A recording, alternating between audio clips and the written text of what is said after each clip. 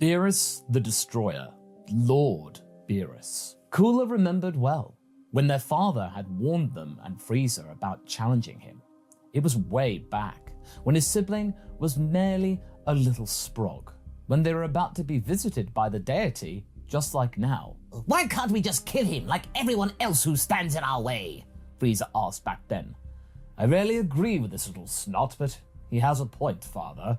The Emperor remembered his own words. Hey, who are you calling a snot? Silence, both of you! It was a rare sight to see King Cold on the edge. When Lord Beerus visits our court, there will be no talking from either of you. When you are not asked, not maintaining eye contact when it is not needed, and no trying to challenge him. As much as it pains me to say it, there are few beings in this universe that can end our superiority. Luckily for us, they are either contained or divine, unwilling to meddle in our affairs, and I want it to remain that way. Yes, but why exactly? Because he can not only kill you, but also destroy your soul and your very essence. There will be no trace of you, even in hell, just the void. You merely stop existing. Is that what you want? Cooler remembered how the thought shook Frieza to the core. For someone who loved himself so much as his younger brother did, that must have been a very devastating revelation. As for himself, well, he was agreeable during that visit, even when their guest was rather rude and confrontational. His father kept reminding him not to react as if he were being tested. But today, all these years later, King Cold wasn't there to hold his hand. He, however, asked the chefs to prepare the best feast they could muster. It wouldn't really be prudent to cause the ire of the Destroyer God to befall his planet, even if he was clearly underestimating him. You know, you being in charge surprises me, Cooler. You never struck me as particularly, the ambitious type. Beerus started the conversation, nabbling one of the crustaceans from the plate. They were still moving. They were more tasty that way. Well, when there is no one to do the job, you have to step to the occasion, Lord Beerus, Cooler said dryly and matter-of-factly. Ah, so both your father and brother are no longer with us in this plane of existence. What a surprise. Accept my condolences. Beerus act like this was news to him, but he would have known. None needed. They brought it upon themselves. The Emperor remained cordial, but maintained his dignity. Oh, so you decided that they were incompetent and paved the way to the throne yourself, hmm? Maybe that there is some bit of ambition left in you after all. The yellow slits that were the cat's eyes were observing the Emperor rather fastidiously. There was an icy pause with Berry, Blue, and Salzer at the table, looking at each other nervously. They messed with the wrong crowd, Cooler said finally. Oh, and did you take care of said wrong crowd? I'm dying to know. Beerus grinned. My lord, why are we engaging in such small talk? Cooler crossed his arms and looked at the cat. Even Whis, the mysterious attendant of the deity, raised an eyebrow at that remark. The silence grew even more tense. Oh, he's smart, Whis. I told you he was the smart one. The Destroyer looked at his helper. You see, I had a dream of sorts. Cooler didn't move. A dream? And what does it have to do with me, this dream, my lord? He asked, not allowing the deity to intimidate him one bit. He wasn't going to give the cat any hint of satisfaction. A dream of a battle that would provide me the ultimate entertainment, you see. The one bad thing about dreams I tend to find is that they often meander into the depths of memory, unable to be recalled clearly. And you see, before you try to be smart, I am rather sure that there was no mere dream, but a premonition, in fact. Lord Beerus does have these from time to time, and tends to be really adamant that they exist, Whis explained. There was a small hint of apology in his voice, as if the attendant himself was tired of hearing about premonitions. And you are yearning for this battle, I presume? Cooler crossed his arms. Indeed! I have seen the warrior in my premonition, but the image specifically eludes me. Perhaps you could maybe, help me find a prime suspect. Beerus grinned. A warrior worthy of my taste. Salzer didn't even dare to talk right now, but Cooler knew well and good what he was about to say. Berry Blue's gaze was focused on our Emperor instead, awaiting his next command. How about you Spar with me, my lord. Maybe it'll be rather to your liking. Maybe you won't need to find this person. Maybe I am the object of your dream. Beerus chuckled loudly. With you? You wouldn't last more than a few seconds against me, Cooler. Cooler gave the destroyer a sly smirk. With all due respect, Lord Beerus, you have been asleep for a very long time. This might help jog your memory. I think I may surprise you, in fact. There was a moment of panicked silence, with only Cooler and Beerus looking pleased with themselves. I should destroy you for merely proposing such a foolish idea. I do like the bravado, though. Tell you what, if you fail to last longer than a minute against me, you and this planet are going down. Maybe you're right.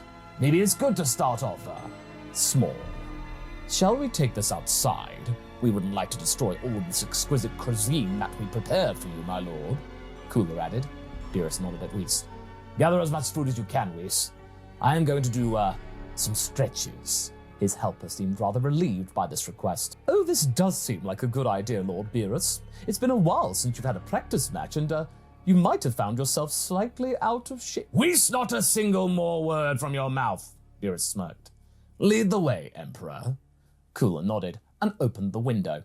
If the cat wanted a spectacle, he would damn well get one. He knew that this wasn't the smartest idea of his, but then again, he was much stronger than Father could have ever possibly imagined he could be. And one of the enemies that he warned him about was already gone. How powerful could this arrogant cat be? Well, probably quite a bit. They levitated above the highest tower in the capital, Cooler Planet 1, the only one left with its imperial moniker. The Emperor knew that the inhabitants were gathering by the windows or on the streets to witness this, whatever this turns out to be. But he was their ruler. He couldn't show any fear, even against a deity. A deity, mind you, that was unbearably smug. Come on, I'll let you have the first strike, the cat smiled. Typical. He was sure that the attack wouldn't even connect. Let's not ruin this false sense of security, Cooler thought. The Emperor decided to charge up to the destroyer in his fourth form and simply punch him. It wasn't a big surprise that the attack was easily deflected. There was a yawn. So far, so boring. Beerus decided to respond with a flurry of blows that seemingly put the Emperor on the defensive. Until it didn't. They both knew that the god was putting in minimal effort into these attacks, so at some point, Cooler started to push back, causing an eyebrow to raise from his opponent. The deity decided to increase the distance between the pair of them and blast him with a few energy attacks. In the midst of the explosions and flashes, the Emperor shifted into his fifth transformation and started to push back with his own storm of projectiles that started to shield him from incoming blows. Beerus stopped yawning and became somewhat present in the encounter. It was quite incredible to see how effortless it was for him. Cooler had to admit that he was clearly fighting against someone stronger, but he wasn't going to give up. Mere seconds had passed and he was going to stand his ground for much longer than a minute, seemingly. Beerus seemingly then got bored by this particular exchange, because he immediately appeared before him and went for a rolling kick, but Cooler caught his foot and weakened the blow.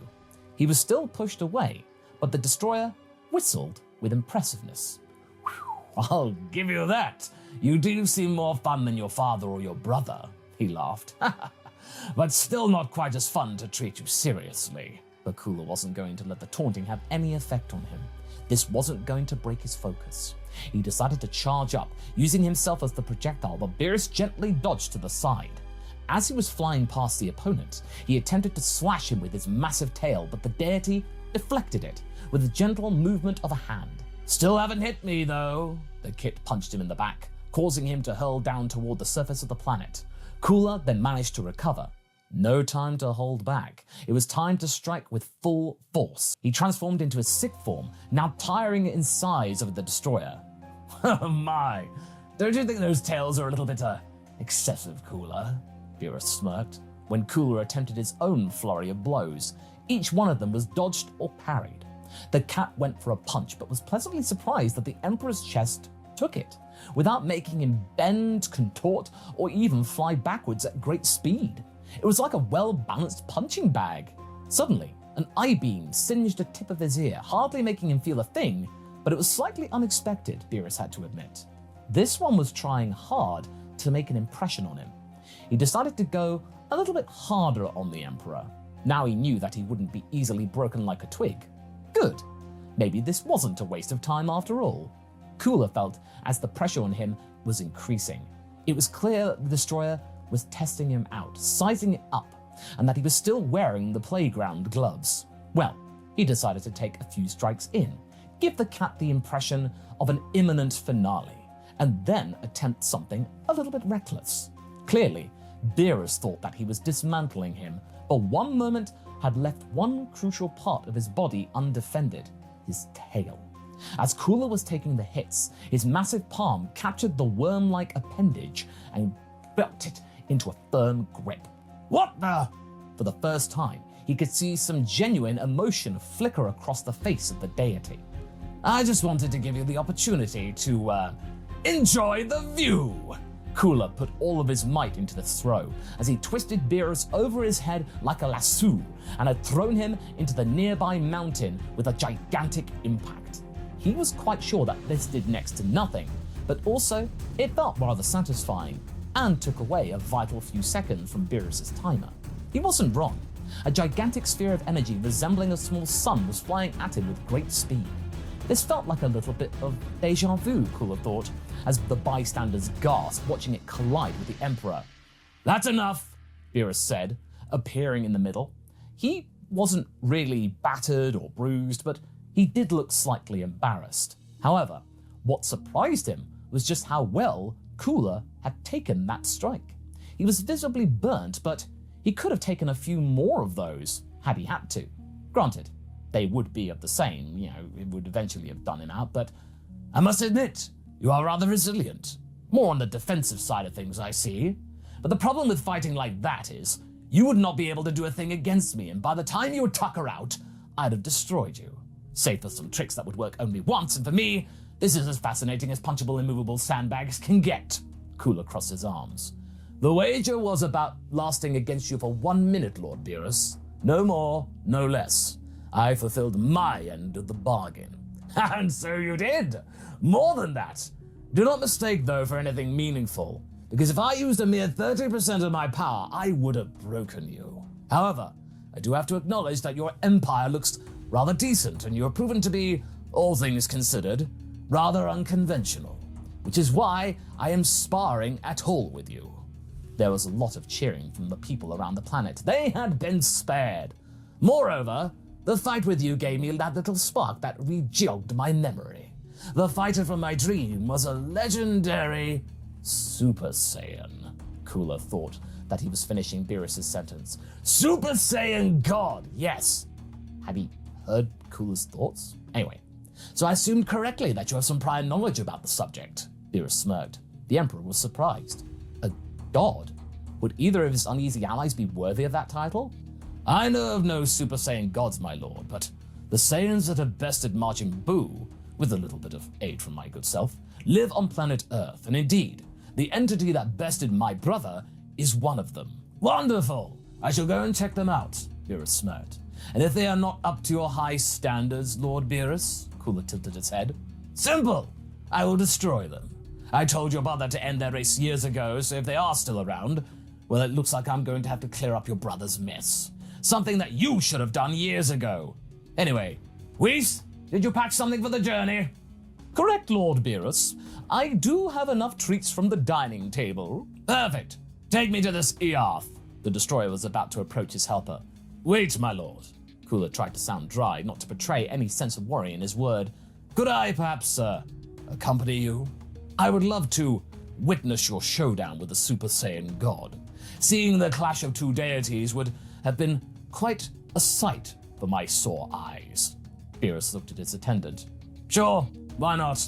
You probably have some unfinished business with the Saiyan anyway, have you? But if you interfere, I'm going to walk back on my promise I just made, understand? Absolutely.